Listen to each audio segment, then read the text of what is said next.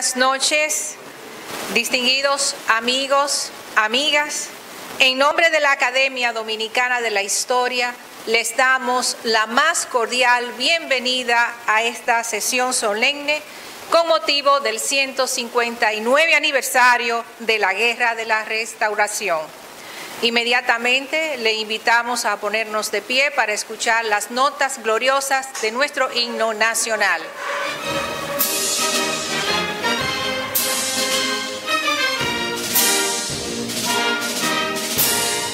Quisqueyanos valientes, alcemos nuestro canto con viva emoción, y del mundo a la paz ostentemos nuestro invicto glorioso pendón. Salve el pueblo que intrépido y fuerte a la guerra morir se lanzó, cuando en bélico reto de muerte sus cadenas de esclavo rompió.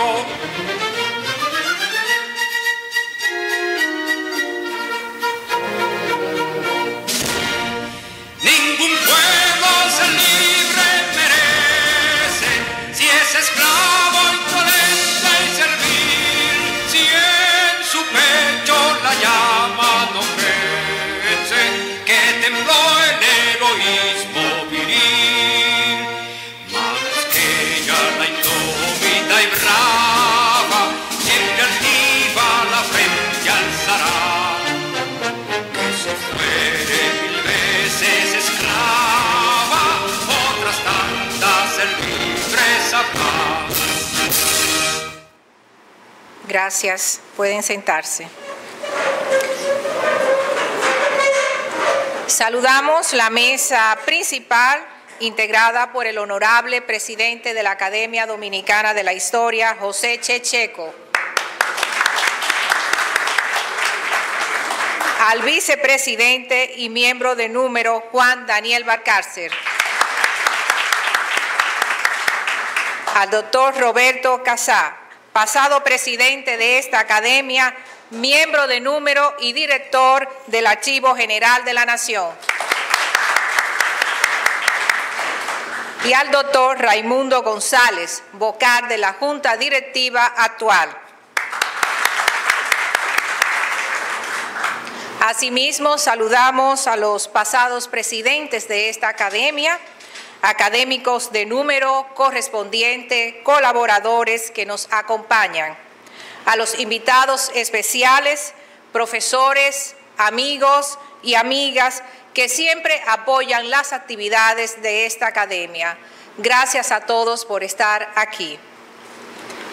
A seguidas, llamamos al distinguido doctor Raimundo González, vocal de la Junta Directiva actual, quien hará la lectura del mensaje oficial de la Academia Dominicana de la Historia sobre la Guerra de la Restauración.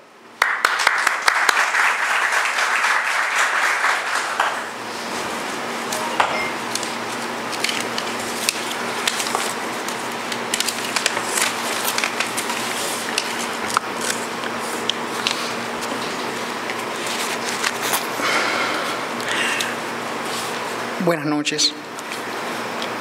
Mensaje de la Academia Dominicana de la Historia con motivo del 159 aniversario del inicio de la Guerra Restauradora, 16 de agosto de 2022. El 16 de agosto se conmemoran 159 años del grito de Capotillo que dio inicio a la Guerra Restauradora, la que tuvo como objetivo enfrentar la anexión a España y proclamar el retorno de la República Dominicana a la condición de una nación libre, soberana e independiente.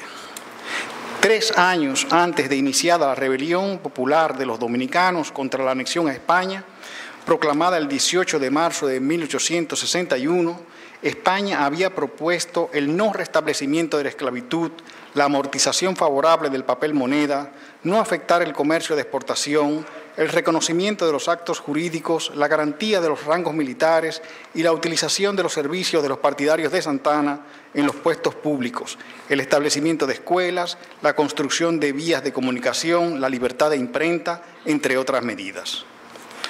Por el contrario, la administración del territorio dominicano se ejecutó sin que España cumpliera con lo antes establecido en el acuerdo que justificaba su presencia en el territorio de la República, de manera especial el no aumento de los impuestos de exportación a los productos dominicanos, afectando considerablemente la exportación del tabaco cibaeño en beneficio del que se producía y comercializaba en la isla de Cuba. La respuesta a la anexión fue la rebelión popular armada, encabezada por los restauradores, la cual se prolongó durante 2 años al costo de decenas de muertos y heridos y que finalizó de manera triunfante para los dominicanos con la salida de las tropas y funcionarios españoles el 26 de julio de 1865. Con la victoria de la guerra restauradora, los dominicanos reafirmamos su identidad como pueblo, demostrando al mundo que ya constituía una comunidad de destino con derecho a formar parte del conglomerado de naciones libres y de llevar orgulloso el nombre de la República Dominicana. La guerra restauradora es una fecha de trascendental significación para el patriotismo dominicano, equiparable al 27 de febrero y consagrada por la Constitución de la República como día de fiesta nacional. Loor eterno a los héroes y mujeres de la restauración de la República, que encarnaron la generación liberal duartiana de 1863-1865. Santo Domingo, República Dominicana, agosto de 2022. Muchas gracias.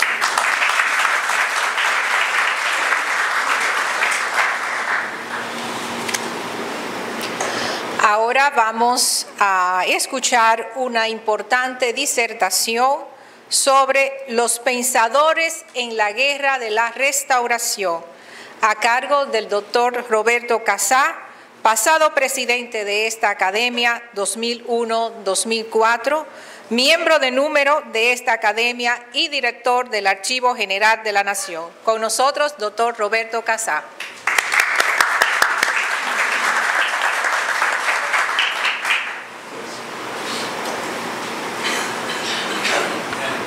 Buenas noches, compañero José Checheco, presidente de la Junta Directiva de la Academia, compañero Juan Daniel Alcácer, vicepresidente y presidente electo, compañeros académicos, amigos todos, quiero ante todo agradecer el honor que me dispensa el presidente de la Academia, licenciado Checheco, de leer el discurso correspondiente a este onomástico fundamental, como lo acabo de destacar el compañero Raimundo González, para el patriotismo dominicano.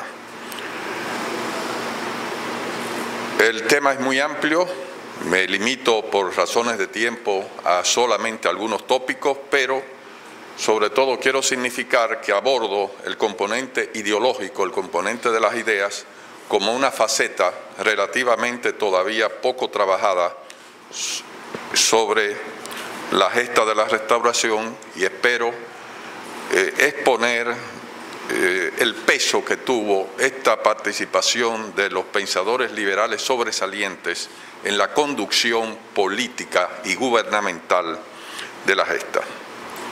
Procedo a leer.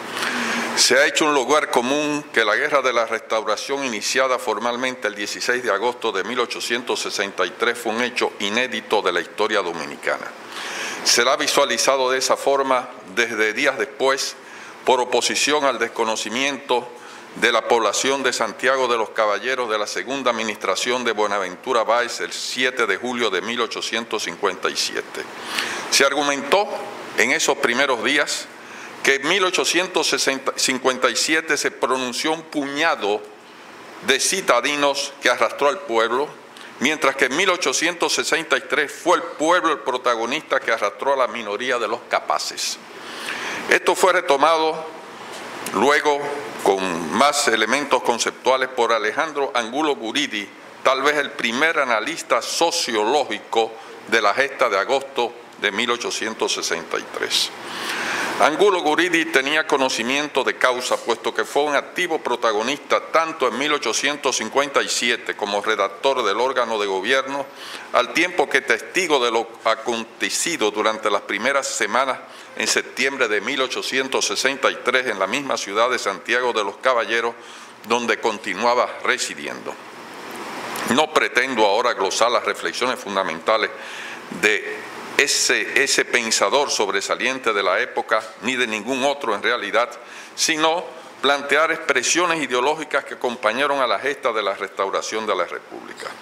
Este propósito no se reduce a un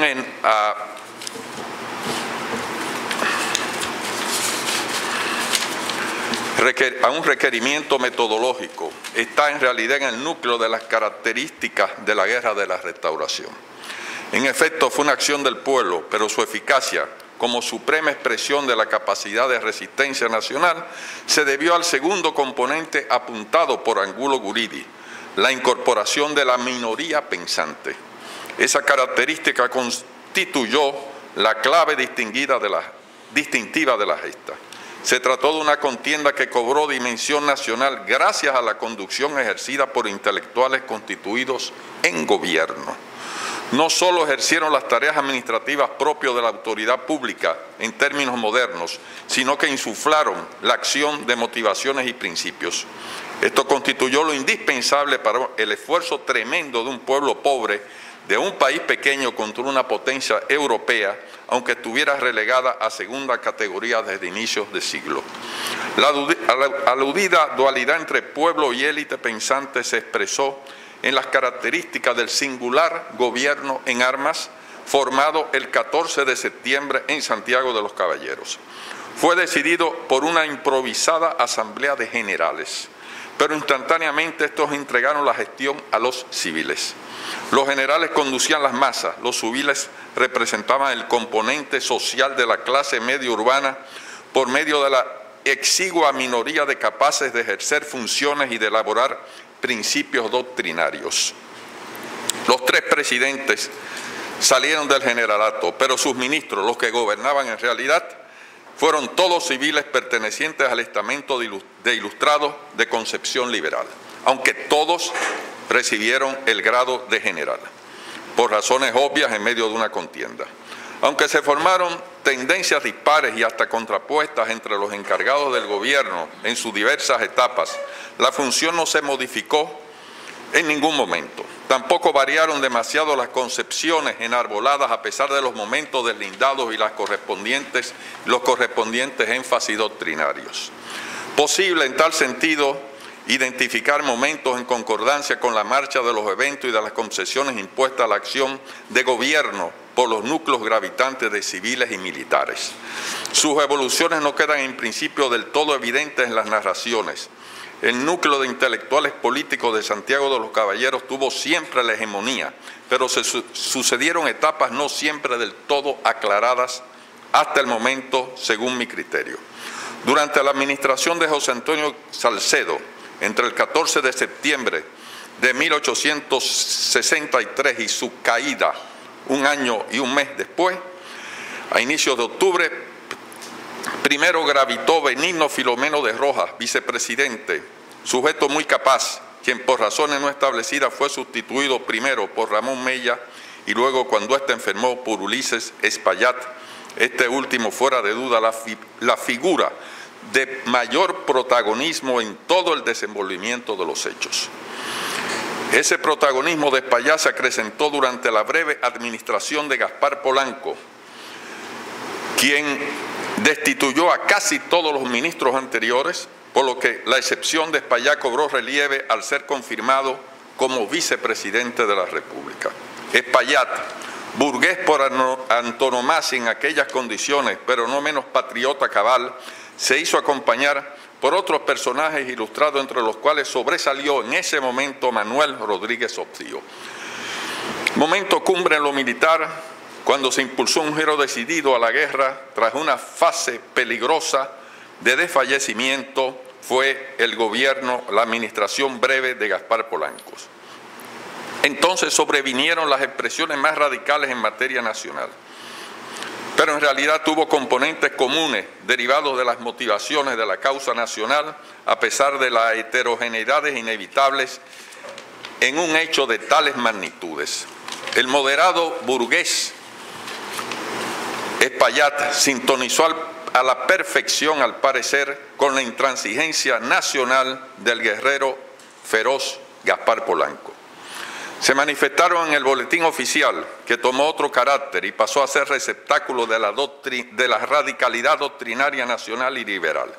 Con ellos dos, una pléyade de figuras que en principio no hicieron elaboraciones, pero que fijaron posiciones decisivas como representantes del estamento gobernante: Julián Belisario Curiel, Máximo Grullón, Silverio del Monte, Pablo Pujol, Genaro Perpillán y otros. ¿Acaso como primera nota característica de la invariable especificidad doctrinaria de la Restauración se halla el reclamo de la unidad, que se tradujo en una exigencia funcional consustancial de la guerra? Había que sumar fuerzas como cuestión suprema en una confrontación bélica harto delicada de un pueblo pobre contra una potencia. El reclamo se sustentaba en la interpretación de que la anexión de marzo de 1861 fue el resultado de la imposición de Pedro Santana y la camarilla que lo acompañaba en el gobierno. La contrapartida no podía ser otra que la convocatoria a todos los demás a sumarse a la causa nacional. La unidad nacional se erigió en consigna primaria desde septiembre de 1863 hasta el día final de la contienda. Esa propuesta se sustentaba en una constatación acerca de la ruptura entre pueblo y gobierno hasta 1861. Se obviaba, como era de rigor, un examen acerca de las claves de reproducción del control del agrupamiento anexionista encabezado por Pedro Santana. Del imperativo bélico se derivaba que había que conceder participación a todos los que se sumaran a la causa nacional, en la cual todos tenían las puertas abiertas. En ese discurso oficializado, la viabilidad de la unidad nacional, a su vez, se derivaba de una naturaleza antropológica de los dominicanos como sujetos aptos para la vida civilizada. Se reconocían lazos de pertenencia común con España como raíz precisamente de la condición civilizada, pero se achacaba una superioridad a la comunidad dominicana sintonizada a tono con las doctrinas liberales y progresivas del siglo. La evidencia era la superioridad del régimen republicano sobre el monárquico.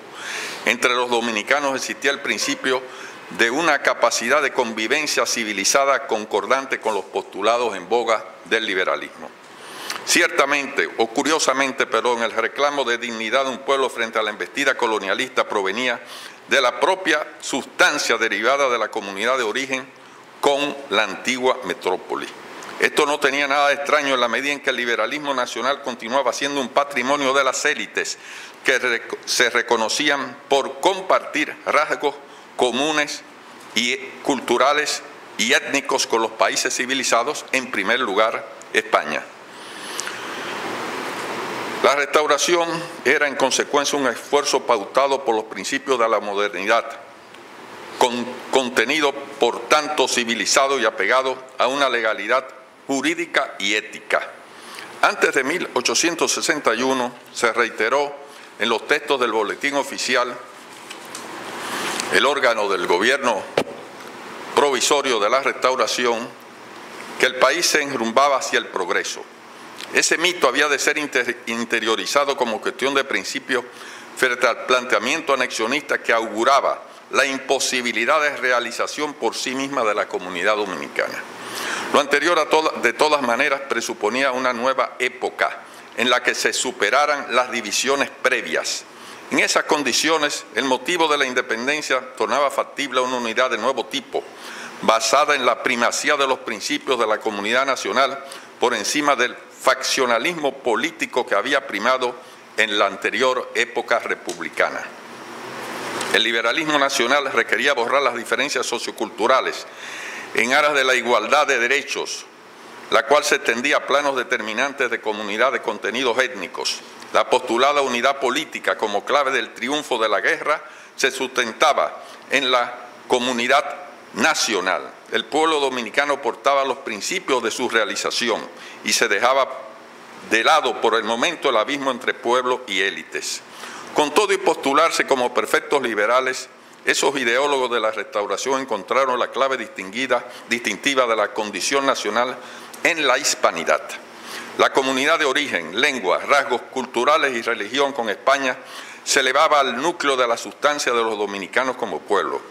Al menos durante los años de la contienda, los articulistas del órgano gubernamental no abundaron en consideraciones adicionales en ese terreno. Reclamaron que la relación con España no podía darse sino entre partes iguales por ser los dominicanos una prolongación de la antigua metrópoli en América. No había atisbos de radicalismo doctrinario antiespañol, con lo que se formulaba un criterio discordante con la tónica popular de rechazo de lo hispánico que manifestaban círculos combatientes de primera línea. Los autores españoles de textos sobre la temática entonces, en especial Adriano López Morillo, prisionero en Jánico, señalan el resentimiento contra España de los dominicanos en proporción mayor los de piel oscura, impactados por el racismo de los dominadores. Por lo menos algunos de los intelectuales se deslindaron de esta alteración del sempiterno síndrome hispanista del común de los dominicanos. Para ellos lo que estaba en juego era la confirmación de una sustancia que confería condición civilizada a la comunidad dominicana. Pero esto no pasaba de una construcción ideológica ya trillada entre todos los sectores dirigentes desde la misma época colonial. En realidad, los adalides radicales restauradores, al postular por una nueva época, pregonizaban una modificación de parámetros culturales y existenciales. Este programa se plasmó en la propuesta de interacción entre educación y trabajo. Se debía educar al pueblo, en principio, por medio de la apertura de centros educativos, pero en el mismo orden, no menos cabía erradicar la vagancia, aunque en este momento no se la elevase a principio original de escollo ante el progreso. Podía haber matices, pero se insistió en diversos momentos, en documentos oficiales, incluso del propio gobierno de la Restauración, en el requerimiento de poner al pueblo a trabajar. Procedía a erradicar la propensión a la vagancia, pues, como rasgo consustancial de la existencia de la masa, aunque no se expresase taxativamente por obvias consideraciones de convivencia. La incorporación al trabajo presuponía la instalación de talleres paralelos a escuelas. Una simbiosis entre instrucción y trabajo debía guiar la regeneración nacional. La convocatoria a la educación popular, acaso, fue una tónica original del esfuerzo doctrinario de esa élite intelectual restauradora. No así la denuncia de la propensión a la holgazanería de la población trabajadora rural, tópico abierto por los hacendados del siglo XIX, como se observa en los debates que precedieron al Código Negro Carolino y que fue recuperado por los primeros liberales dominicanos, como lo hizo Antonio María Pineda en artículos del Correo Constitucional de Santo Domingo, órgano de la Diputación Provincial, en los cuales identificaba como problema primario la existencia de una población liberta, dispersa, remisa a su incorporación a la disciplina laboral. Detrás se hallaba la búsqueda del desarrollo económico que abriese el camino al progreso integral propio del capitalismo moderno. En esos días, todavía a tientas, se enarboló la estrategia del desarrollo de la minería como el área que atraería inversiones de volúmenes de capital inexistentes en el país, proveería puestos de trabajo y posibilitaría arrancar la marcha del desarrollo moderno. En síntesis, los talleres estarían llamados a complementar los centros educativos con la misión de incorporar a la población al trabajo disciplinado. Pero el aparato productivo que permitiría el acceso al progreso económico sería la minería. Con semejante acerto se tomaba nota de lo que acontecía en algunos países latinoamericanos. Se reconocía la conveniencia del ingreso de la inversión extranjera ante la inexistencia de volúmenes de capital en los círculos mercantiles del país. Obviamente se trataba de lucubraciones individuales, pero con un indudable valor social, al grado de quedar recogidas en el boletín oficial. Los detalles pueden no tener especial significación. Lo sustantivo radica en que se perseguía hacer interactuar la realización del pueblo en nación con el desarrollo al estilo de los países industriales. La unidad nacional se construía sobre la base de la contraposición del colectivo con Pedro Santana y el círculo gobernante que lo secundó en la materialización de la anexión. Evidentemente, tal consigna respondía a un requerimiento funcional de la guerra, pero también subyacía una convicción acerca de la factibilidad de la unidad compacta de todos por oposición a la exigua minoría antinacional. Ya se anunciaba incluso la propuesta que formularía Espaillá una década después, la fusión, con la que aludía a la superación de las banderías opuestas como clave de la realización de la República. Se partía del convencimiento de intereses comunes de todos en torno a la consecución del progreso, lo cual no permitía divergencias significativas. Aunque con matizaciones, tal reclamo acompañó en adelante el desenvolvimiento del liberalismo dominicano al grado de que constituyó una de las claves interpretativas del proceso histórico decimonónico realizada por José Gabriel García. De la consigna de la necesaria unidad nacional se desprendía el requerimiento de un partido político organizado a tono con lo que sucedía en los países avanzados. Desde muy pronto de la presidencia de José Antonio Salcedo, a pocos meses de iniciada la guerra, se postuló la existencia del Partido Nacional. Se perseguía compatibilizar el radicalismo liberal con la unidad nacional.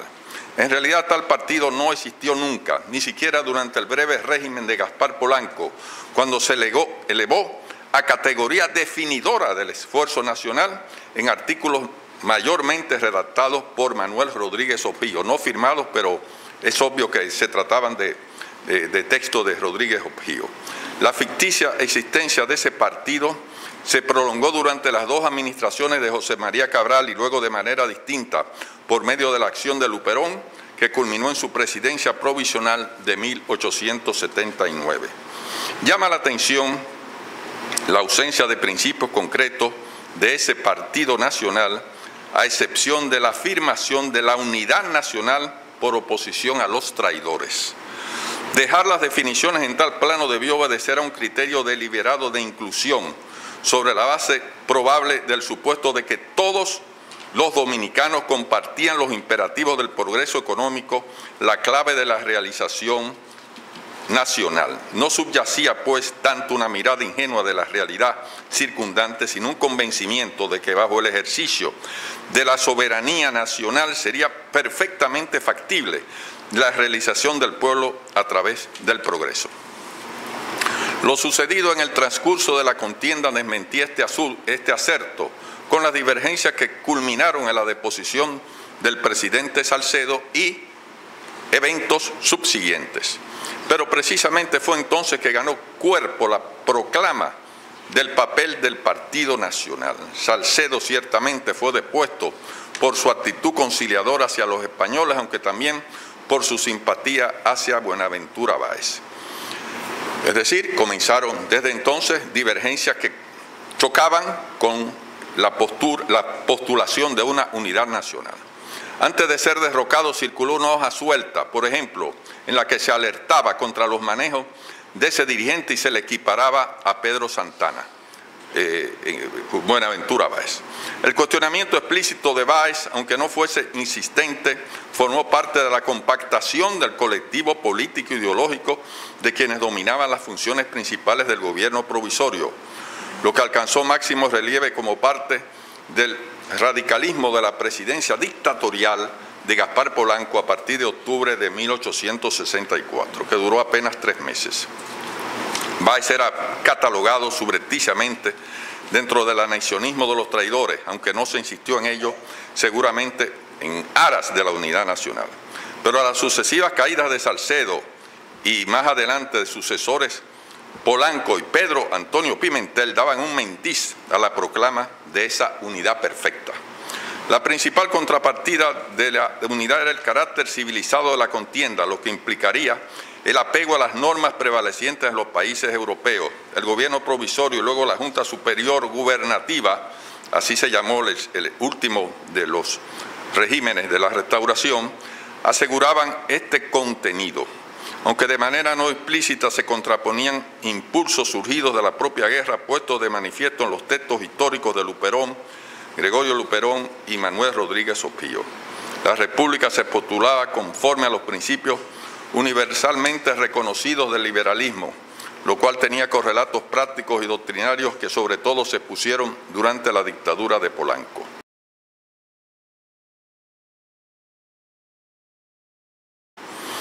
Lo primero en este reclamo consistió en el respeto a la propiedad. Se enviaba un mensaje tranquilizador primero a los sectores dirigentes de las dos provincias del Cibao, donde el gobierno de restauración ejercía sin obstáculos las prerrogativas de las funciones estatales. Rodríguez Opío hace mención oscuramente de una tendencia comunista durante la contienda. Algo por el estilo se desprende de los alegatos insistentes a favor de la propiedad en las proclamas gubernamentales, acaso una de las marcas de su apego civilizador. Significaba que la propiedad se respetaba con independencia de la posición política de cada quien. Hay señales de que el gobierno se vio forzado en el ejercicio de sus funciones a detener acciones de confiscación de bienes de españoles y enemigos dominicanos. Esto pudo producirse por el protagonismo de jefes como Manuel Rodríguez el Chivo en Moca junto a Pedro Salcedo Perico, sindicado este último como bandido, y todavía más de Pedro Florentino, jefe de la Línea del Sur, durante los primeros meses.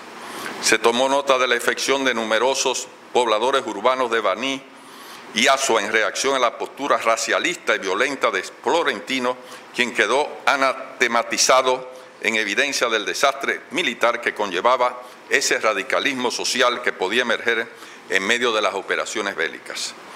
En contraste, no parece que ningún integrante de los círculos gubernamentales se planteara beligerancia frente a los dominicanos españolizados y ni siquiera frente a los propios residentes españoles de las poblaciones cibaeñas que decidieron permanecer en ellas. Por el contrario, Luperón mismo, juzgado como radical por los españoles, mientras preparaba la invasión al este y el sur, en La Vega procuró otorgar garantías a todos los dominicanos del estrato superior urbano que se habían solidarizado hasta entonces con el orden anexionista. El énfasis en el carácter civilizado de la guerra no se reducía, como es lógico, al respeto de la propiedad. Incluía el diseño de una sociedad deseable que pretendidamente estaba en proceso de construirse antes de 1861. De por sí, en primer término, la existencia del gobierno se amparaba en el reclamo de la legalidad, puesto que los generales que lo constituyeron trazaron las pautas de su correcto desenvolvimiento a cargo de personas de preparación jurídica y profesional. Implicaba asimismo por derivación la legitimidad en la medida en que el gobierno representaba la voluntad del pueblo expresada en el terreno de las armas. Y por último, el contenido civilizado aludía a la búsqueda de la implantación de una sociedad moderna, a semejanza de la existente en unos pocos países de Europa Occidental y Estados Unidos. Esto comportaba en primer término la democracia como marca definidora del sistema político, con lo que se anunciaba con toda confianza el advenimiento de una nueva época desde 1863. De otra manera, se verán los pensadores, el tremendo esfuerzo bélico carecía de sentido. A partir de esa vocación democrática, en los textos del boletín oficial se postuló la superioridad de la comunidad dominicana sobre la española por su condición republicana. La monarquía era percibida como un anacronismo, por lo que se exaltaban los regímenes americanos, aunque no se hacían señalamientos a las dos naciones europeas que simbolizaban la modernidad, Gran Bretaña y Francia, ambas con sistemas monárquicos. Como es bien conocido, el gobierno restaurador no tuvo ningún reconocimiento diplomático, una dificultad para la proclama de la legalidad que acompañaba la condición de apego a la civilización. Los territorios insulares eran todas colonias. Venezuela se hallaba sumida en convulsiones que siguieron a la guerra federal. Estados Unidos prefirió abstenerse de tomar posición para no abrir un frente problemático ante el apoyo inglés y francés a los sudistas.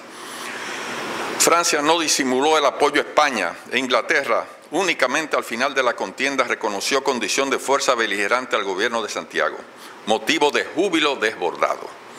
Las contadas intenciones solidarias como la del representante mexicano en Estados Unidos cayeron en saco roto. En este aislamiento, la excepción fue Haití, el único estado de las Antillas que además de vecino estaba vitalmente interesado en el fracaso de la anexión. Pero tras las amenazas españolas en junio de 1861, el presidente Fabre-Gefrard retiró el apoyo a los dominicanos. Cierto que se permitió el tráfico comercial fronterizo, cuestión vital, por facilitar la salida del tabaco, producto que aportaba el sustento material a la causa restauradora, dado el bloqueo marítimo impuesto por España. Ante el aislamiento internacional que agravaba los avatares de la guerra, se procuró invariablemente obtener el respaldo de Haití.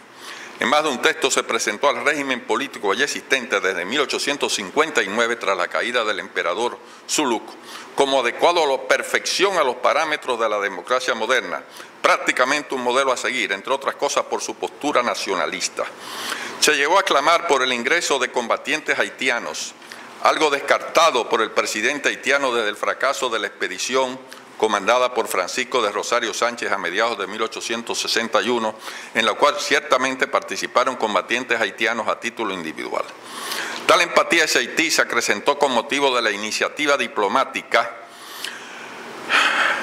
expresada en la visita o iniciada en la visita del coronel español Van Halen a Port-au-Prince, capital de Haití. En esa ocasión se redactó un documento que fue aceptado por el gobierno provisorio, un documento redactado en la capital haitiana en la época de Polanco, la etapa más radical, en la cual se elevaba una súplica a la reina Isabel II, con esta mediación diplomática oficiosa, acompañada de la visita de los altos funcionarios Ernest Romain y Doucet. Se interpretó que Haití reconocía la soberanía del Estado dominicano, lo que fue motivo de satisfacción. La admiración al país vecino formó parte de la corriente radical a pesar de sus sesgos controlados durante la guerra. La búsqueda de legitimidad se manifestó también en otros terrenos, puesto que se afirmaba el carácter civilizado del proyecto dominicano. Se tornó de rigor explicar los motivos de la ruptura con España más allá de las críticas al ordenamiento atrasado de la monarquía. La justificación de los motivos de la insurgencia concentró uno de los esfuerzos ideológicos que la acompañaron. Las explicaciones más sistematizadas que se formularon con posterioridad, incluida la de Alejandro Ngaulu-Guridi, la más lúcida y abarcadora de todas, en realidad no hicieron más que continuar las ya fijadas por el gobierno restaurador por medio de proclamas y artículos en el boletín oficial. Se estableció la incompatibilidad de un orden de libertades de 40 años con una monarquía extranjera. Al situarse el conflicto en ese terreno, se reconoció un estatus civilizado y digno a la comunidad dominicana, cuya existencia hacía incompatible un orden basado en la opresión máxime si tenía una connotación nacional y étnica. Se obvió la crítica liberal a la cultura popular, aunque se manifestaba solapadamente en las propuestas de la integración al trabajo ordenado y el desarrollo de la educación, que tendría por cometido desarrollar hábitos nocivos y creencias supersticiosas incompatibles con la condición civilizada otorgada al colectivo dominicano. El trato discriminatorio hiriente fue acaso el motivo mayormente esgrimido, que se extendía a un orden basado en la opresión abierta. Se reiteró que los dominicanos únicamente podían aceptar a los españoles como iguales, nunca como superiores, como en la práctica lo presuponía el ordenamiento anexionista. Se agregaba la motivación económica de las contribuciones extraordinarias que dieron lugar al empobrecimiento de la generalidad de la población y a perjuicio, sobre todo, sin excepción, en lo que sobresalían los sectores burgueses urbanos, pese a la disposición anexionista que exhibieron casi todos en 1861. Comenzó a formularse una reivindicación histórica que no tuvo demasiada continuidad, uno de cuyos componentes fue la exaltación de Francisco de Rosario Sánchez como padre de la patria, por haber sido el ejecutor de la ruptura con Haití en 1844 y el iniciador de la lucha armada hasta su cadalso glorioso en San Juan. En verdad, la narrativa histórica pecó de pobre y dispersa, pero se inició una preocupación por la búsqueda en las luchas gloriosas del pasado de claves de dignidad y legitimidad. Pese a la reivindicación del pasado, paralelamente el colectivo de intelectuales y políticos que ejercían las funciones gubernamentales partía de la proclama de que con la guerra se abría una época de plasmación plena de realizaciones. No les cabía duda aparente acerca de la certeza de un porvenir brillante, sintetizado en el logro de la modernidad plena. El propósito explica la centralidad acordada a los asuntos económicos en las ejecuciones gubernamentales y en las reflexiones de esos pensadores tendentes a la afirmación de los principios de la economía política capitalista.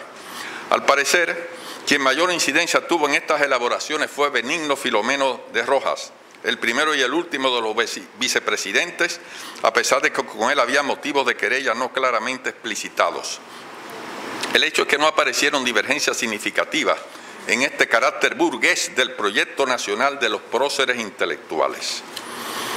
En lo inmediato, la resolución de urgencias perentorias de la guerra implicó el designio en la práctica, sin formulación expresa inicial, de la captación del grueso de la cosecha del tabaco. Se partía del reconocimiento de que este género de exportación era el único que proveía los recursos necesarios para la adquisición de armamentos, municiones y otros bienes para el esfuerzo bélico. La guerra se pudo acompañar de un ordenamiento gubernamental y se sustentó en tropas con un mínimo de formalidad castrense gracias a la exacción practicada sobre el campesinado. En realidad ese sacrificio fue común a toda la población, pues los mismos altos funcionarios subsistían gracias al abastecimiento de alimentos en predios cercanos a la ciudad de Santiago de los Caballeros. Se acudió al monopolio del producto, del tabaco, a su pago a los cosecheros con papel moneda, por definición sujeto a devaluación constante, y al cobro de elevadas tasas arancelarias y de otros impuestos. Eran cargas que se sucedían unas a otras. Ambos instrumentos tributarios y arancelarios generaban repugnancia en los pensadores a cargo del gobierno, hasta que la marcha de los eventos les concedió razones en considerarlos contraproducentes para el objetivo del progreso. El monopolio tuvo que ser abolido y se redujeron los gravámenes sobre el producto, todo ello en medio de debates intensos por la urgencia que había de disponer de recursos únicamente provenientes del tabaco. Los cultivadores desarrollaron mecanismos de resistencia a las duras prescripciones, mecanismos todavía poco conocidos, pero de los cuales hay informaciones en algunos de los textos, incluyendo de los oficiales españoles. Aún así, se tuvo que sostener el empleo de procedimientos coercitivos, como la factoría de tabaco, que siguió al fracaso del monopolio, por efecto de los mecanismos de su vulneración por parte de los campesinos.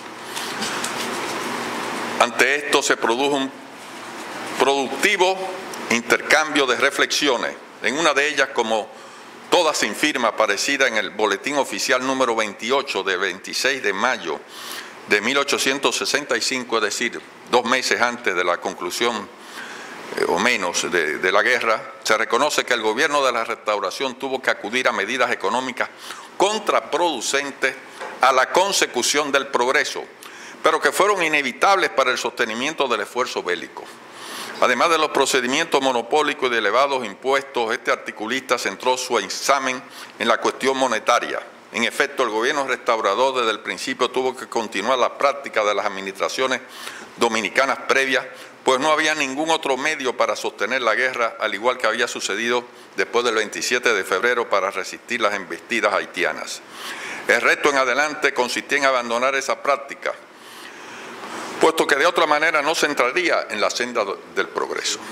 A la vista se hallaba que en esos meses se produjeron 2 emisiones de papel moneda por 10 millones de pesos cada una, algo parecido a lo que sucedió en 1857. Se registraba en otros textos que de todas maneras no se había contratado ningún empréstito, a pesar de que hubo tentación de hacerlo, por ejemplo, con un comerciante de Bahamas. Las disensiones no tardaron en aparecer en cuestiones económicas como en otras. Una de ellas fue con motivo de las solicitudes de concesiones al británico Teodoro Stanley Henneken, ministro del gobierno de Santiago, relacionado íntimo a Rojas. Henneken hubo de afrontar cuestionamientos severos a sus planes de trazado de varias líneas férreas, de lo cual el Estado se haría garante ante los inversionistas. En realidad, la discusión en torno a los ferrocarriles de Henneken formó parte ya de la abertura de debates intensos que incluyeron la concertación de la paz con España, después de la delegación encabezada por José del Carmen Acosta, Reynoso, que llegó a un pacto intolerable para la generalidad de los pensadores liberales, por lo cual fue desconocido, y España sale entonces derrotada doblemente, puesto que primó la idea de que no se podía aceptar ninguna condición para la desocupación de las tropas españolas. A pesar de la seguridad del articulista, probablemente Rojas mismo, de que habría medios para saldar las deudas de las emisiones y no recurrir más a ellas, las cuestiones económicas generaron divergencias crecientes que fueron características de los años siguientes. El Estado tenía que funcionar, pero carecía de recursos tributarios. La emisión de moneda era un expediente insoslayable, pero generaba inestabilidad de precios que perjudicaba a todos los agentes económicos. No podía en particular haber sintonía de propósito entre un Estado muy débil y la cúspide burguesa urbana. Tales dilemas económicos no fueron sino parte de un paquete de divergencias crecientes en los propios medios restauradores, portadores de la idea del Partido Nacional. Las desavenencias comenzaron contra el propio presidente Salcedo por la forma en que condujo la guerra, su tentativa de claudicar ante los españoles y propiciar subrepticiamente el retorno de Buenaventura Báez. La dictadura de Polanco, apoyada por el núcleo principal de pensadores, resultaba intolerable para la mayoría de los generales, que no tardaron en derrocarla. Pedro A. Pimentel, el tercer presidente, tuvo una duración también efímera a causa de las divergencias en materias regionales exacerbadas por el intento de continuidad de la hegemonía cibaeña y la constitución de un núcleo sureño de generales encabezados por José María Cabral y Eusebio Mansueta, los que precisamente habían logrado los últimos éxitos militares como parte de la beligerancia del presidente Polanco. Estos conflictos de intereses y de visiones contrastaban con la reiterada proclama de la unidad nacional como clave para el futuro promisorio. Sus motivos no pudieron ser dilucidados adecuadamente durante la contienda, más bien aconteció lo contrario. Los pensadores constituidos en generación persistieron en sus certezas, a pesar de las dificultades que impedían la plasmación de sus propuestas. La agenda ideológica que acompañó la restauración se prolongó como nota característica de los tiempos ulteriores. Todos los adalides de la causa restauradora emergieron en lo fundamental durante la contienda.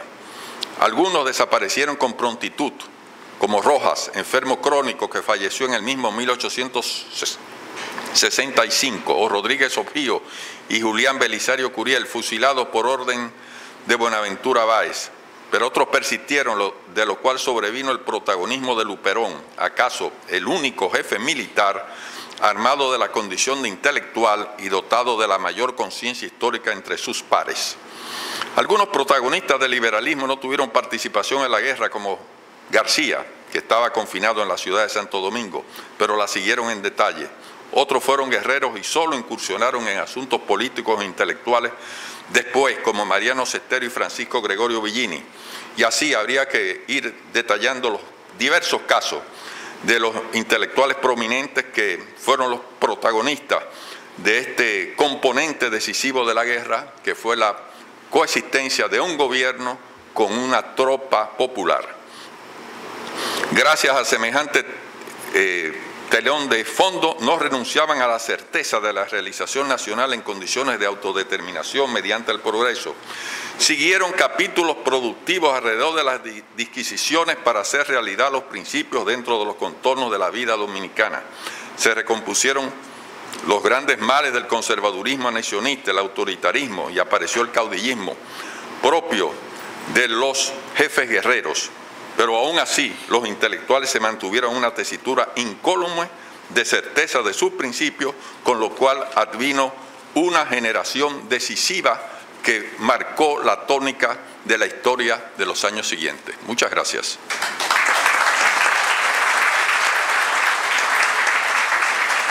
Muchísimas gracias al doctor Roberto Casá por su disertación. los pensadores en la Guerra de la Restauración. Saludamos al reverendo padre José Luis Sáenz, secretario de la Junta Directiva actual, que se unió a la mesa de honor. Muchísimas gracias.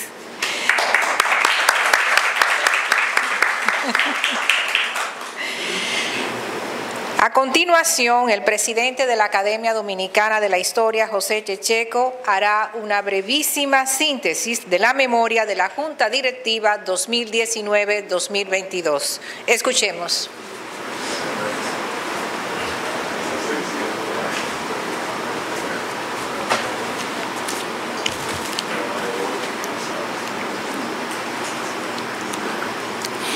Buenas noches. Distinguidos miembros de la Junta Directiva, doctor Roberto Casá, estimados miembros de número, miembros correspondientes, amigos todos.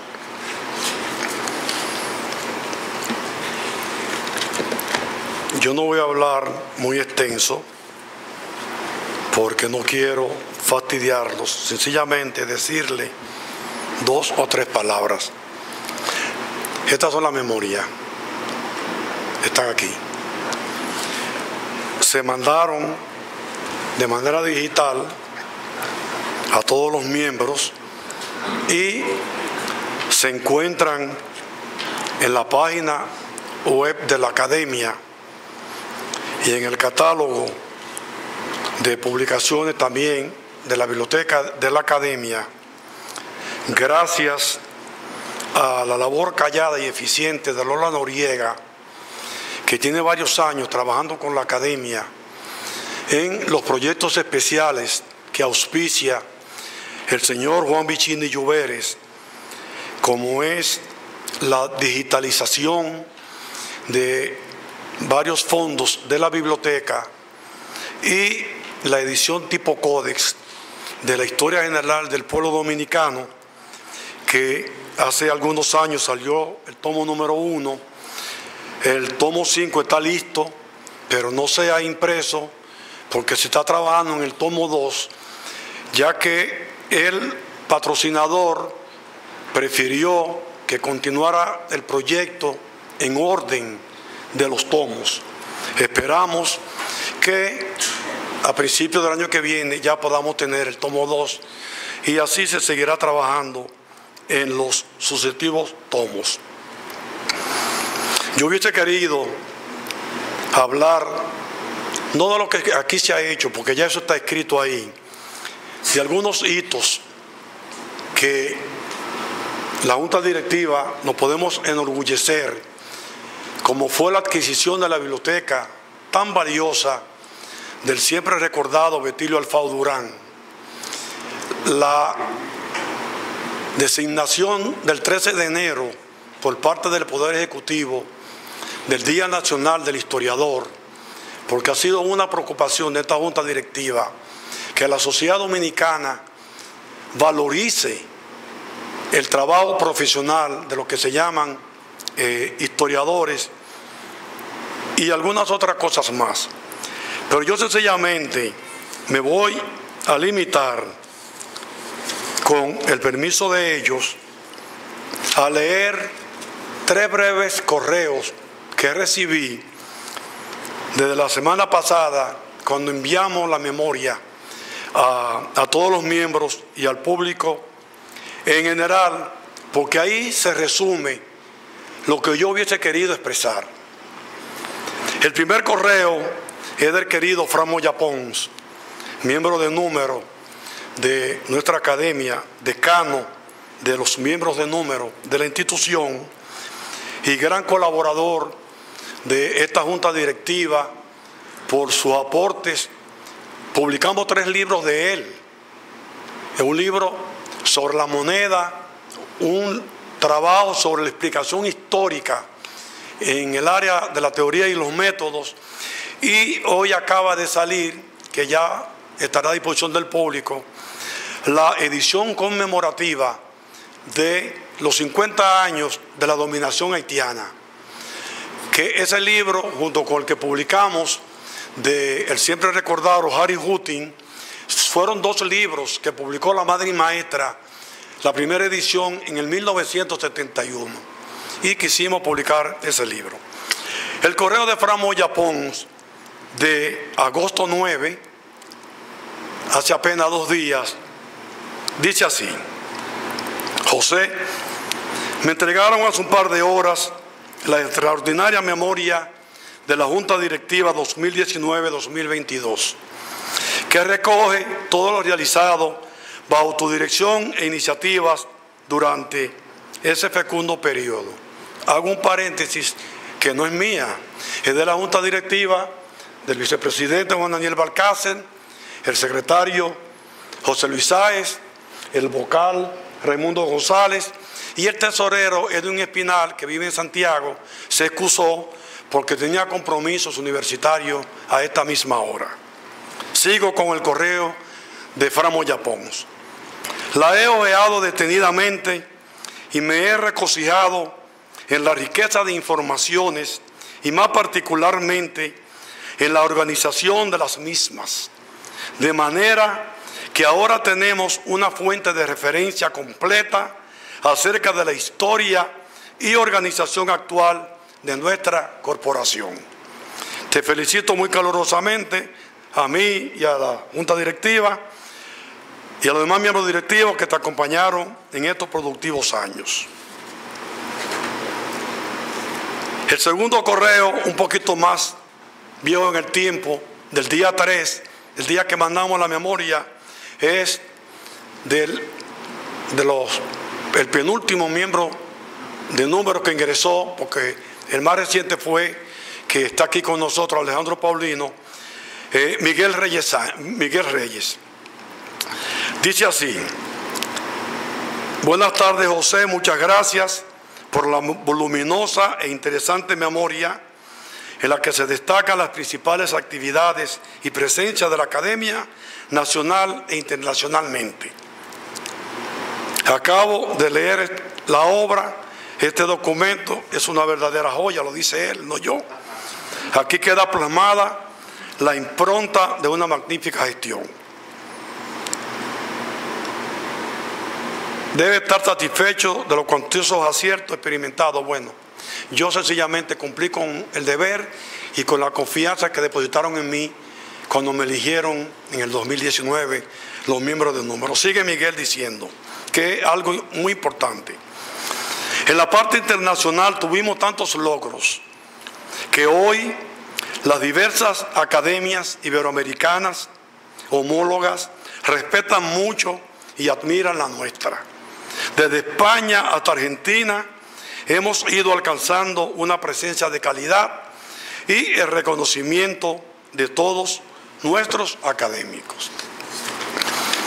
El último correo del 6 de mayo, cuando recibió una de las actas de la Junta Directiva, es del académico correspondiente extranjero y prestigioso historiador puertorriqueño que vive en México, Pedro L. San Miguel, que ha participado tanto en estos 3 años de labor y que próximamente la Academia va a publicar una valiosa obra de él, que tiene la particularidad porque él es muy preparado desde el punto de vista académico, es doctor por la Universidad de Columbia, en fin, y una experiencia es vastísima. Tiene la particularidad esa obra de que tiene 2 valiosísimas conferencias que él dictó vía Zoom en el periodo nuestro sobre asuntos teóricos y metodológicos de la historia que tanta falta hace en este país. Él dice: gracias, José, por el envío de los documentos sobre la unión de la Junta Directiva. Y lo importante que dice: creo que es una sana práctica que fomenta la transparencia institucional.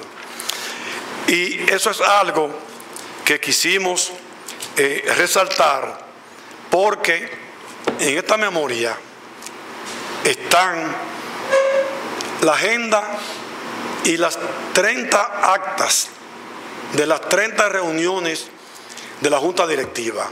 No pusimos los anexos porque hay una nota que dice que están aquí depositadas, porque si no iba a ser una obra, no de un tomo, sino de 3 tomos, porque como órgano oficial, que es la academia, nosotros quisimos dar un ejemplo a la sociedad, porque nosotros nos debemos a la sociedad dominicana, y con las actas de todo lo que aquí se ha hecho y los informes económicos al detalle, hemos querido dar un ejemplo que creemos que deben darlo todas las instituciones públicas, que es un ejercicio de transparencia, porque aquí no hay nada que ocultar y el pueblo dominicano tiene derecho a saber todo lo que aquí ha sucedido. Solo me resta dar gracias a la Presidencia de la República, porque ha sido varios periodos, que siempre han apoyado económicamente a la academia. Sin eso no se hubiese podido hacer nada aquí. Al Ministerio de Cultura, que también ha hecho su aporte, al señor Juan Bautista Vichine Lluveres, que desde hace años ha acompañado siempre auspiciando proyectos de la academia, como dije al principio, a los miembros de número de la academia que nos estimularon y nos apoyaron a desarrollar la labor, y al personal administrativo y de apoyo de la academia. Yo quiero de manera especial dar las gracias a doña Virginia Tapia y a Irma Núñez Chabeli, porque ellas dos son las responsables de que esto se hubiese confeccionado. En esa labor duraron más de 8 meses trabajando para que hoy día podamos tener este documento. Y gracias de nuevo por todo el apoyo que nos dieron en estos 3 años. Buenas noches.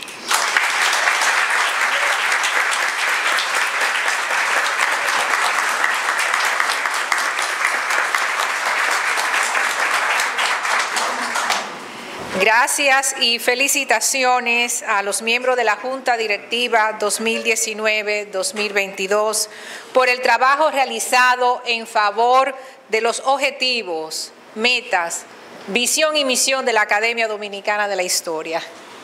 Vamos a darle otro aplauso.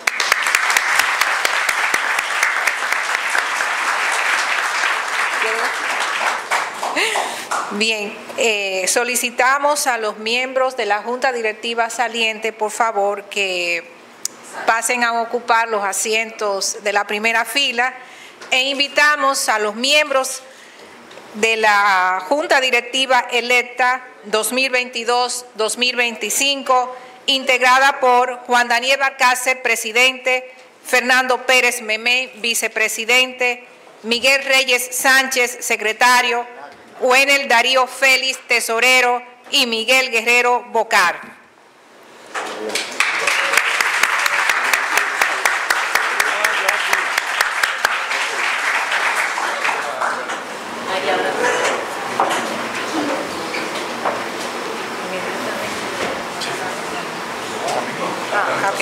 Ok.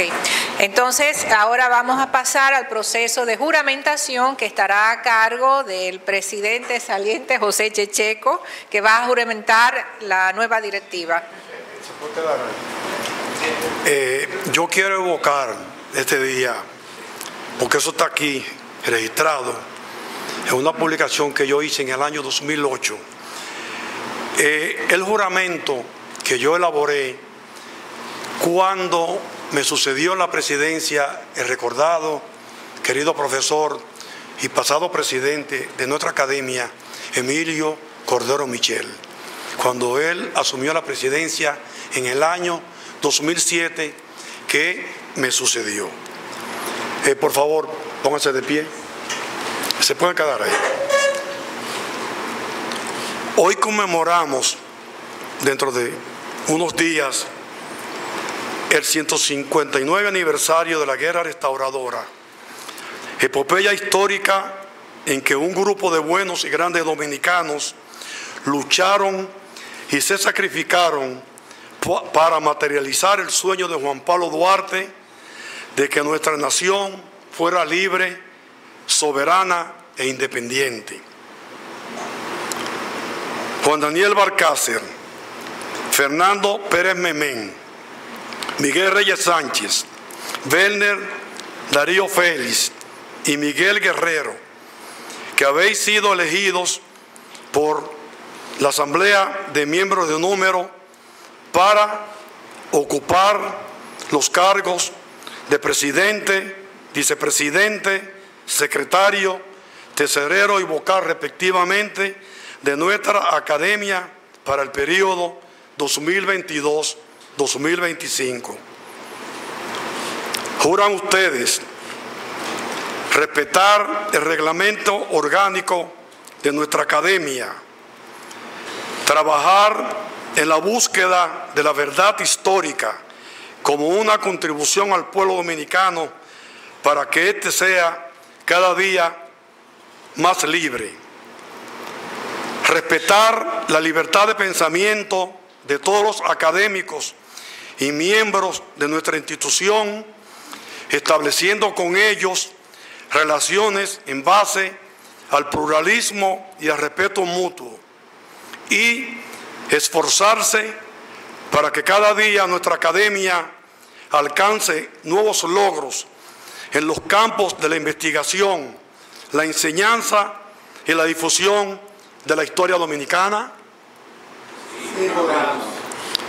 Si así lo hicieran, la patria y la academia se lo agradecerán, y como expresara don Betilio Alfao Durán, uno de los más grandes académicos ya fallecido, de esa manera, y cito a don Betilio, ustedes satisfarán sus espíritus, edificarán su conciencia y Dios los bendecirá. Felicitaciones. Gracias.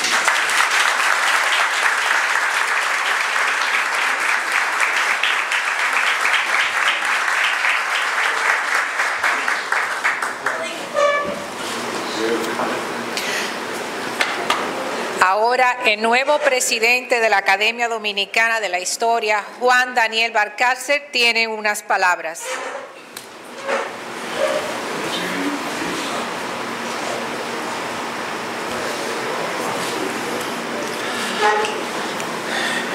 Muy buenas noches. José Ches, que quienes los queremos y los conocemos, sabemos lo estricto que es, me dijo que yo no podía hablar más de 10 minutos.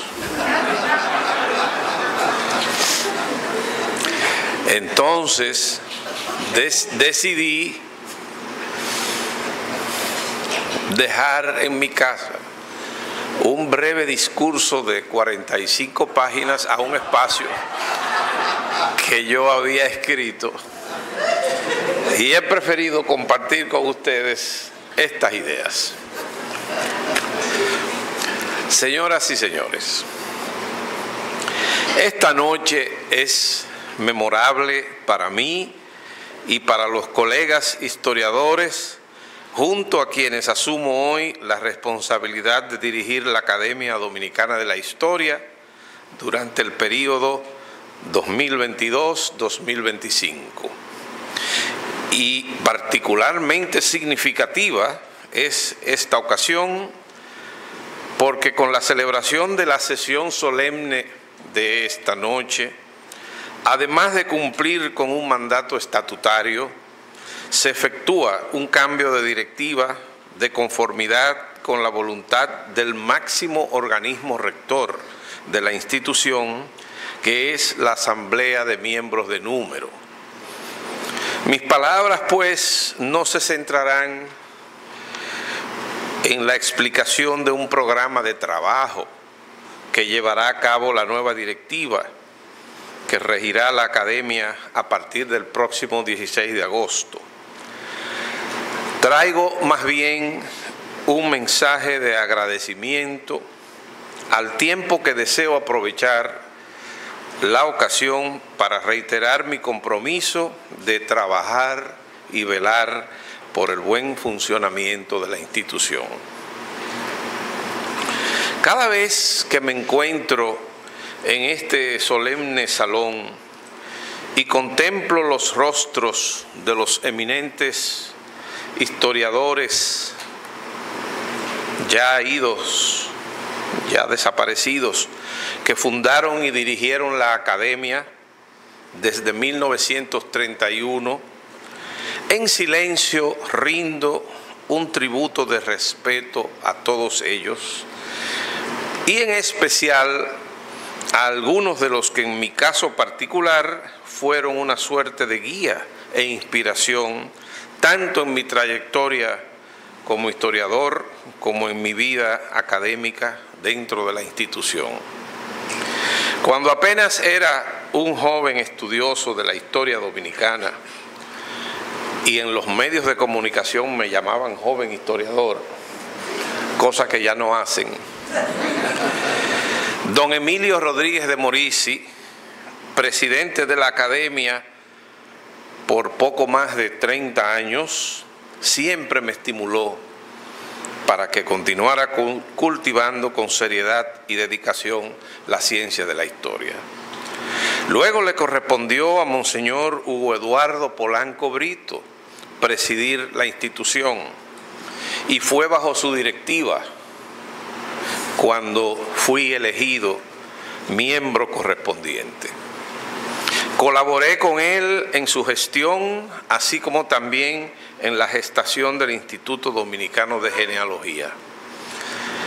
Años después, cuando estuvo al frente de la academia el doctor Julio Campillo Pérez, fui elegido miembro de número y tuve el honor de ocupar el sillón M que antes había ocupado nada menos que Monseñor Polanco Brito. Después, durante la etapa de la academia que podemos denominar de moderna, he estado de alguna manera vinculado a diferentes gestiones administrativas, llegando a desempeñar las funciones de tesorero, secretario y vicepresidente. Esa experiencia me ha permitido ser testigo del crecimiento y desarrollo de la institución durante las gestiones administrativas de los colegas historiadores Roberto Casá, Emilio Cordero Michel, que en paz descanse, Frank Moya Pons, Bernardo Vega, Muquien San Ben y José Chescheco, a quien le ha correspondido dirigir la academia en 2 ocasiones. A todos ellos también va mi agradecimiento y reconocimiento por sus valiosos aportes y porque su dedicación a la academia constituye un admirable ejemplo digno de emular. Es de rigor agradecer a los miembros de la directiva que recién termina su mandato, los historiadores José Luis Sáez de la Compañía de Jesús, Edwin Espinal, Raimundo González y naturalmente José Chescheco, con quienes he compartido estos 3 años que recién culminan en mi condición de vicepresidente de la pasada gestión. Confieso con orgullo que me siento parte de los logros obtenidos por esta gestión, que en gran parte han sido posibles gracias al trabajo tesonero y profesional de José Chescheco, a pesar de todos los inconvenientes y limitantes que surgieron en el país y en el mundo a raíz de la pandemia del COVID-19. Para José, de nuevo, les pido un aplauso.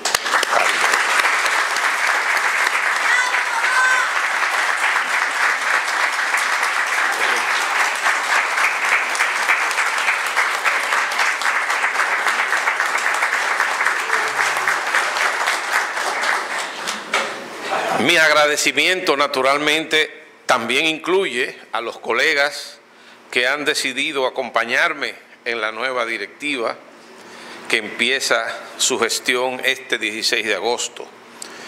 Ustedes todos los conocen muy bien, Fernando Pérez Memén, Miguel Reyes Sánchez, Werner Félix y Miguel Guerrero, todos prestigiosos y laureados historiadores y escritores con obras de gran aceptación entre los lectores y amantes de temas históricos. Me siento muy confiado en este cuerpo directivo por la calidad profesional de cada uno y porque sé que su colaboración será imprescindible para acometer con éxito nuestra misión al frente de la institución. Debo reiterar nueva vez mi agradecimiento a los miembros de la Asamblea de Número de la Academia por su apoyo y voto de confianza, tanto en mi persona como a mis compañeros, por habernos elegido y confiado la delicada misión de dirigir la institución para el periodo que ya ustedes conocen. Oportunamente, la nueva directiva comunicará su programa de actividades y metas, entre las cuales, como es natural, figura en primer orden nuestra firme decisión de dar fiel cumplimiento a nuestra misión primordial consistente en fomentar el conocimiento y estudio del pasado en general y en particular el de la evolución histórica de la nación dominicana. En este sentido, es importante resaltar que ya disponemos de un invaluable acervo bibliográfico heredado de pasadas administraciones, el cual nos proponemos ampliar con nuevas ediciones y con la publicación de aquellas obras que están pendientes. Auspiciaremos nuevas investigaciones y organizaremos obras y organizaremos talleres, cursos, seminarios y congresos con el fin de contribuir al enriquecimiento del estudio de nuestra historia. Somos conscientes de que, como decía George Orwell, quien controla el presente, controla el pasado. Uno de nuestros principales objetivos será gestionar vías y mecanismos de cooperación con instituciones públicas y privadas con el propósito de revisar y enriquecer la manera como se enseña la historia dominicana en el sistema educativo nacional. Si aspiramos a la formación de ciudadanos conscientes de un pasado glorioso y orgullosos de pertenecer a una comunidad de destino definida, no debemos permitir que se desnaturalice la enseñanza de la historia y que a nuestros jóvenes se les transmitan paradigmas y valores culturales que cuestionen la esencia misma de nuestra identidad nacional. Por otro lado, nos propondremos proyectar las actividades académicas hacia el seno de la sociedad a través de los diferentes medios de comunicación y de las plataformas digitales de mayor alcance a fin de transmitir información fidedigna y de carácter histórico y conectar con un público más amplio y sobre todo joven. La presente directiva asume sus funciones convencida de que debemos continuar la tradición que caracteriza a nuestra institución, de manera que en adición a las nuevas metas que fijemos, concluiremos aquellos programas y compromisos que la directiva saliente no pudo completar en toda su extensión debido, como es lógico pensar, a las limitaciones que nos impuso la pandemia en todas sus manifestaciones negativas. Antes de concluir, bueno, ya en el plano personal, quiero agradecer a mi esposa Kenia Curi, a mis hijos Sahie, Igor, Raquel, a mis queridos nietos Juan Daniel, Sofía, Rosalía y Carlos Juan, que están por ahí, a toda mi familia, muchos de los que están también aquí esta noche, a mis entrañables amigos fraternos, y porque siempre me han brindado su apoyo incondicional y me han estimulado para continuar dedicado a mi labor como historiador al servicio de la sociedad dominicana. Las puertas de mi oficina están abiertas para todos los académicos, para escuchar sus opiniones, sugerencias y recomendaciones, y la academia como institución pública está a la disposición de todas aquellas instituciones privadas y públicas que soliciten nuestra colaboración y nuestra consulta. El próximo martes, como ustedes saben, se conmemora el 159 aniversario de la gloriosa Guerra Restauradora, una de las efemérides nacionales más significativas de nuestro devenir republicano.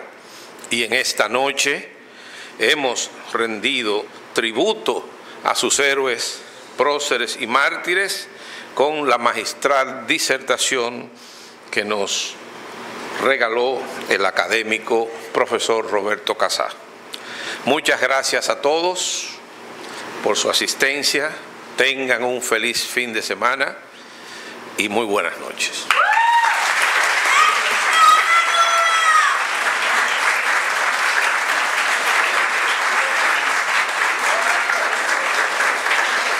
Agradecemos las palabras del nuevo presidente de la Academia, Juan Daniel Valcárcel, y con sus palabras concluimos esta sesión solemne con motivo del 159 aniversario de la Guerra de la Restauración.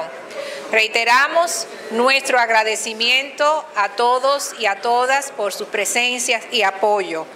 Les invitamos a compartir un brindis en la planta baja de este edificio. Tengan todos y todas feliz resto de la noche. Muchas gracias.